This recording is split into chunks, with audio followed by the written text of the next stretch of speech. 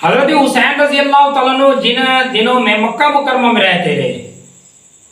حضرت حسین رضی اللہ تعالیٰ عنہ کے یہ جو مکہ مکرمہ کے ایام تھے، انہی ایام میں خطوط کوفہ سے بہت ہی زیادہ آ رہے تھے، تو حضرت حسین نے بھی ارادہ کر لیا کہ اب کوفہ کی طرف جائے گا اور کوفہ کے لوگوں کی ایک طرف بات سنے گا۔ تو حضرت حسین رضی اللہ تعالیٰ عنہ کوفہ کی طرف جانے سے پہلے یہ احتیاطی تدبیر جو کی وہی بڑی زبردست احتیاطی تدبیر تھی، اپنے چچا زاد بھائی حضرت مسلم بن عقیل کو کوفہ کی طرف روانہ کر دیا۔ جب کوفہ کی طرف یہ مکہ مکرمہ سے روانہ ہوا مسلم بن عقیل، تو یہ کہہ کر حضرت حسین روانہ کیا کہ وہاں کے حالات کا جائزہ لو اور اچھے طریقے سے ایک ایک فرد سے جائزہ لو، ان سے حضرت حسین رضی اللہ تعالیٰ عنہ کی بیعت لو اور ان سے وعدہ لو کہ جب حضرت حسین آئیں گے تو ان کا ساتھ دیں گے۔ تو اس طرح حضرت مسلم جب کوفہ میں پہنچے تو مختار بن ابی عبیدہ نامی ایک شخص تھا، اس کے مقام میں حضرت مسلم بن عقیل نے قیام کیا اور پورے کوفہ کے اندر اعلان ہوا، کوفہ کے لوگ سارے کے سارے جوق در جوق آتے رہے اور حضرت مسلم بن عقیل کے ہاتھ پھر حضرت حسین رضی اللہ تعالیٰ عنہ کی بیعت کی گئی۔ تو روایتوں میں مختلف آتی ہیں بیعت، ایک روایت ہے کہ 12,000، ایک روایت ہے کہ 18,000 سے 20,000 تک لوگ تھے جنہوں نے حضرت حسین رضی اللہ تعالیٰ عنہ کی بیعت حضرت مسلم بن عقیل کے ہاتھ پر کی۔ تو یوں حضرت مسلم بن عقیل بڑے خوش ہو گئے اور اس خوشی کے عالم میں اس نے خط لکھا اور خط لکھ کر حضرت حسین رضی اللہ تعالیٰ عنہ کی طرف روانہ کیا۔ اب یہ جو خط لکھا تھا حضرت مسلم کا، یہ بہت ہی جلدی حضرت مسلم نے خط لکھ دیا۔ اگر یہ خط دیر کے ساتھ اور مکمل جائزہ لے کر ارد گرد کے ماحول کو دیکھ کر بعد میں تھوڑا دیر سے خط لکھتے تو حضرت حسین رضی اللہ تعالیٰ عنہ سمجھ جاتے، لیکن ہوا ایسے کہ اس پہلے دنوں کے اندر حضرت مسلم بن عقیل نے یہ کوفہ کے جو حالات تھے دیکھے اور فوراً خط حضرت حسین رضی اللہ تعالیٰ عنہ کی روانہ کر دیا۔ اور ادھر کوفہ کا جو حاکم تھا نعمان بن بشیر، یہ نعمان بن بشیر بھی نرم مزاج بندہ تھا، اس طرح مسلم بن عقیل کے ہاتھ پہ جو بیعت ہو رہی تھی اس کے متعلق نعمان بن بشیر نے کوئی سخت رویہ نہ کیا، بلکہ سمجھاتے تو رہے اور کوفہ کے لوگوں کو بعض نصیحت بھی کرتے رہے، لیکن انہوں نے کسی قسم کا کوئی حضرت مسلم بن عقیل کو تکلیف پہنچانے کی کوشش نہ کی، حالانکہ گورنر تھا کوفہ کا، اگر کوئی کرنا چاہتا تو کر سکتا۔ اور اسی نعمان بن بشیر کا ایک مشیر تھا جس کا نام تھا عبداللہ بن مسلم حضرمی، اس نے فوراً ہی نعمان بن بشیر کو بھڑکانا شروع کر دیا، حتیٰ کہ بھڑکاتا رہا کہ تو ایسا کرے کہ اس مسلم بن عقیل کو گرفتار کر کے اس کو قید میں ڈال دے اور ورنہ ایسا ہوگا کہ کوفہ کے حالات تیرے ہاتھ سے نکل جائیں گے۔ لیکن حضرت نعمان نے کبھی بھی کسی قسم کی کوئی بات اس کی نہ سنی۔ جب یہاں کوئی دال نہ گلی اس کی تو اس نے فوراً ایک خط لکھا یزید کی طرف بھیجا، اور یہ خط میں یہ عبارت تھی کہ کوفہ کے حالات ناساز ہو رہے ہیں اور حضرت حسین رضی اللہ تعالیٰ عنہ کی بیعت عروج پر ہو رہی ہے۔ مسلم بن عقیل نے کافی کوفہ کے جو لوگ ہیں ان سے بیعت لے لیا اور حضرت حسین بھی کوفہ کی طرف آنے کے لیے تیار ہو چکے ہیں۔ اب یہ جو خط لکھا اس نے،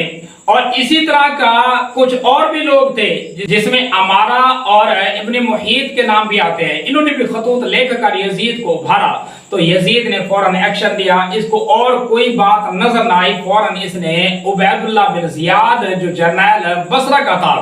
اس بصرہ کے والی کو اس نے خط لکھ کر یہ حکم دیا کہ بصرہ کی حکومت بھی تجھے دوں گا اور کوفہ کی حکومت بھی تیرے سپرد کرتا ہوں، فوراً اپنے بصرہ میں اپنا کوئی نائب مقرر کر اور کوفہ کی طرف جا، حضرت حسین رضی اللہ تعالیٰ عنہ آ رہے ہیں اور ان کے آنے سے پہلے کوفہ کے اقتدامات جو ہیں یہ اقدام سنبھال لے اور مسلم بن عقیل کو پکڑ لے۔ اس طرح کا جو خط تھا یزید نے لکھ کر بھیج دیا۔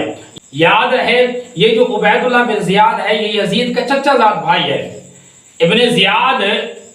یہ یزید کا چچا زاد بھائی، اور ان کی آپس میں نہیں بنتی تھی، لیکن جب حالات ایسے ہیں تو یزید نے فوراً ابن زیاد کے ساتھ صلح کی اور صلح کرتے ہوئے اس نے اپنے ایک صوبے بھی اس ابن زیاد کو دے دیے، بصرہ کے ساتھ کوفہ بھی دے دیا۔ اب یہ ابن زیاد بصرہ کی طرف روانہ ہونے والا تھا، انہی ایام کے اندر ایک اور واقعہ بڑا زبردست ہوا، اور حضرت حسین رضی اللہ تعالیٰ عنہ کے پاس بصرہ سے، یعنی یہ جو بصرہ علاقہ تھا ابن زیاد کا، اس علاقے سے دو آدمی گئے، ایک کا نام قیس اور ایک کا نام عبد الرحمن تھا۔ یہ دونوں شخص حضرت حسین رضی اللہ تعالیٰ عنہ کے پاس پہنچے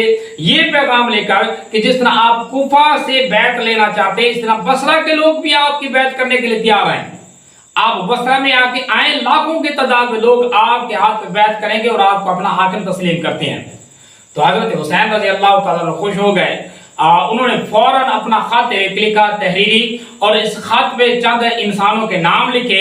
اور انہی دو قاصد جو تھے ان قاصدوں کو بھیج دیا بصرہ کی طرف کہ بصرہ کے جتنے بھی لوگ حضرت حسین رضی اللہ تعالیٰ عنہ کے بیعت کرنا چاہتے ہیں ان کو یہ خط دکھا دیں، حضرت حسین کا مہر لگی ہوئی، اور ان سے بیعت لینا شروع کر دیں۔ جب یہ دونوں شخص بصرہ میں پہنچے تو عبید اللہ بن زیاد کو ان کی آمد کی پہلے خبر ہو چکی تھی۔ اس نے فوراً اسکیس اور عبد الرحمن کو پکڑا، پکڑنے کے بعد اس نے پورے بصرہ کے شہر کو جمع کر کے ان کے سامنے اس نے ان دونوں کی گردنیں اتار دی، یعنی قتل کر دیا۔ اب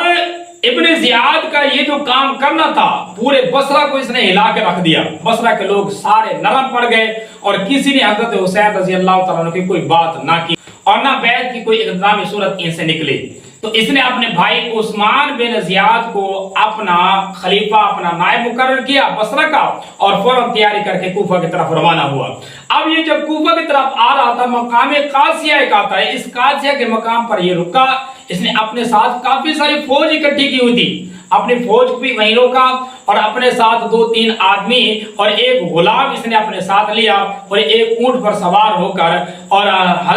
حجازی جو یعنی عرب کا یہ جو لباس تھا اس طرح کا لباس اس نے پہنا اور اپنی شکل تبدیل کی۔ عشاء کی نماز کا وقت تھا، یعنی رات گزر چکی، مغرب اور عشاء کے درمیانہ جو وقت تھا یہ وقت تھا اندھیرے کا۔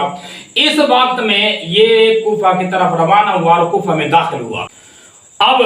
چونکہ کوفہ کے لوگ حضرت حسین رضی اللہ تعالیٰ عنہ کے منتظر تھے، وہ تو راستے دیکھ رہے تھے، تو انہوں نے جب حجازی شخص کو اونٹ پر سوار دیکھا فوراً سمجھ گئے کہ حضرت حسین آ گئے۔ سب نے حضرت حسین کو مرحبا کہنا شروع کر دیا اور سب اپنے گھروں سے نکل آئے حضرت حسین رضی اللہ تعالیٰ عنہ کی یاد میں، اور ان کے بھلیٹے میں یہ ابن زیاد کا استقبال کر رہے تھے۔ اب ابن زیاد خاموشی کی حالت میں چلتے گئے، اور یہ چلتا چلتا نعمان بن بشیر یعنی جو کوفہ کا گورنر ہاؤس تھا، اس گورنر ہاؤس کے دروازے تک پہنچ گیا، اور اس نے گورنر کا دروازہ کھڑکایا، اور دروازہ جب کھلا تو پھر اس نے اپنا لباس اتارا، اور کوفہ کے جو لوگ پیچھے آ رہے تھے ان کی طرف اس متوجہ ہوا، اور فوراً اس نے کہا کہ میں تمہیں دیکھ لوں گا، تمہارے حالات کو میں دیکھتا ہوں، اور اندر چلا گیا اور اس نے کنڈی بند کر لی۔ اب یہ جو حالات سامنے آئے اور یہ خبر حضرت مسلم بن عقیل رضی اللہ تعالیٰ عنہ کو بھی پہنچی، تو حضرت مسلم بن عقیل نے وہ مختار کا جو گھر تھا وہ چھوڑا، اور ایک ان کا محب تھا پکا سچا ہانی بن عروہ، اس کے گھر میں اپنا قیام کر لیا، اور یہ بات خفیہ رہ گئی، کسی کو کوئی پتہ نہیں تھا کہ حضرت مسلم بن عقیل کس کے گھر میں رہ رہے ہیں۔ اب یہ جو تھا ابن زیاد، اس ابن زیاد کو بڑی تکلیف ہوئی، اور اس نے اپنے جاسوس چھوڑے کہ کسی طریقے سے اس مسلم بن عقیل کو گرفتار کرے، لیکن جب گرفتار کرنے میں ناکام ہوا تو اس نے اور چال چلی۔ اس نے ایک اپنے غلام کو اس شرط پر، اس بات پر آمادہ کیا کہ اگر اس نے مسلم بن عقیل کا سراغ نکال لیا تو اس کو آزاد کر دے گا۔ اب یہ غلام کو اس نے 3000 اشرفیاں دی، اور ایک چال کے طور پر اس نے کوفہ کی مسجد میں بھیج دیا۔ کوفہ کی مسجد میں یہ بیٹھ گیا اور اس نے دیکھا کہ کون کون ایسے ہیں جو حضرت مسلم بن عقیل کے بارے میں باتیں کرتے ہیں۔ پھر ان کے قریب گیا اور ان کو کہا کہ حضرت مسلم بن عقیل کہاں ہیں، مجھے ان سے ملائے، میں ان کو لیے تحفہ لے کر آیا ہوں یہ اشرفیوں کا۔ تو اس طرح یہ ہانی بن عروہ تک پہنچا، اور ہانی بن عروہ اس کو لے کر مسلم بن عقیل تک پہنچے، اور مسلم بن عقیل نے جب یہ دیکھا اور اس نے اشرفیاں قبول بھی کر لیں، یہ جب واپس آیا اس نے سارا ماجرا ابن زیاد کو بتا دی۔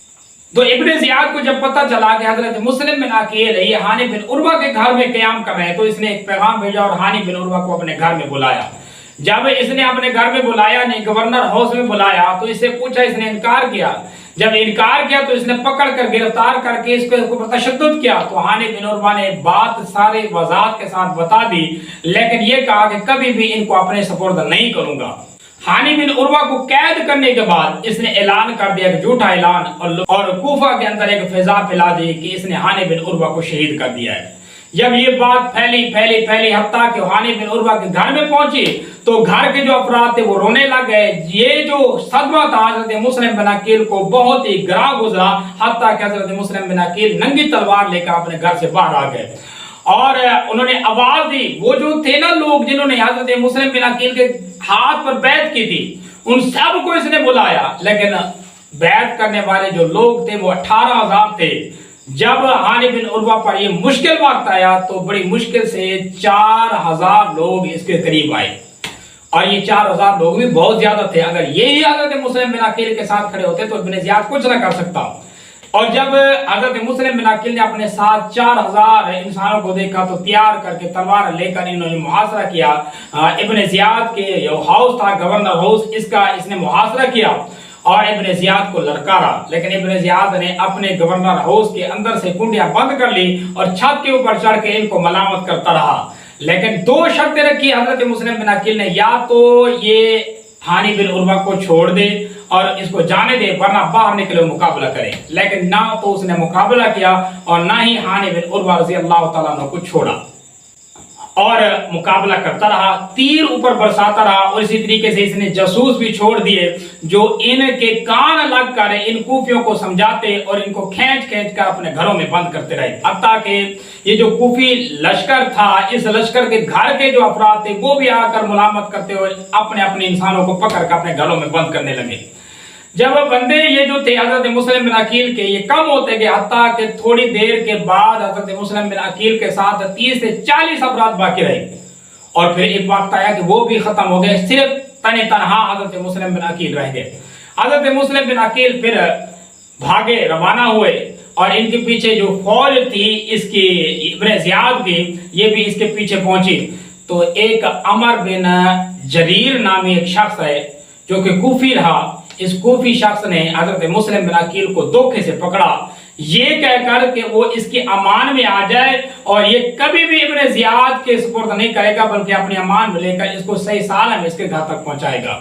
तो धोखे से इसने हजरत मुस्लिम बिन अकील को अपनी अमान में लेकर गिरफ्तार करवाया और गिरफ्तार कराने के बाद इसने इब्न जियाद के सुपुर्द कर दिया। अब बाजा जो था बड़ा ही गंभीर था कि इब्न जियाद ने हानि बिन उर्वा को भी पकड़ लिया और मुस्लिम बिन अकील को भी गिरफ्तार कर लिया। अब ये दोनों शख्स गिरफ्तार हो गए। जब ये गिरफ्तार हुए तो कूफा के अंदर कोहराम मच गया, हत्ता के औरतें मर्द सारे निकले और निकलने के बाद इन्होंने पूरे घर का, ये जो उबैदुल्लाह बिन जियाद था इसके घर का इन्होंने मुहासरा कर लिया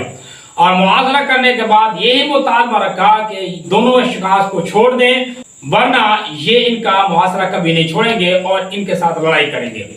अब इब्न जियाद जो था इसने एक चाल चली, इसने सोचा किस तरह इनको नाकाम किया जाए और किस तरह इनके ऊपर रोक और दबदबा डाला जाए। बजाय छोड़ने के हानि बिन उर्वा को और हजरत मुस्लिम बिन अकील को इस गवर्नर हाउस की छत पर लेकर गया और नीचे सारे लोग कूफा के थे, छत पर लेकर इसने दोनों की गर्दन उतार दी और शहीद कर दिया। यानी मुस्लिम बिन अकील को भी और हानि बिन उर्वा को भी शहीद करके इसने ऊपर से नीचे फेंक दिया। अब ये जो माजरा देखा उन्होंने, कूफा के लोग बुज़दिल हो गए। होना तो यूं था, ये था कि जिस तरह ये तकरीबन 10,000 के करीब लोग थे, ये मुहासरा करके खड़े थे, ये लड़ पड़ते,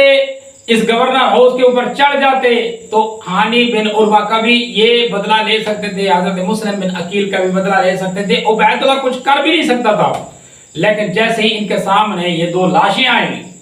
तो ये बुज़दिल हो गए और पीछे हटे और अपने अपने घरों में घुस गए और अपने दरवाजे इन्होंने बंद कर दिए। अब ये बहुत बड़ा सानिया हो चुका हजरत मुस्लिम बिन अकील रज़ी अल्लाह तआला अन्हु का और हजरत हानि का कि इनको शहीद कर दिया बेदर्दी के साथ इस उबैदुल्लाह बिन जियाद ने।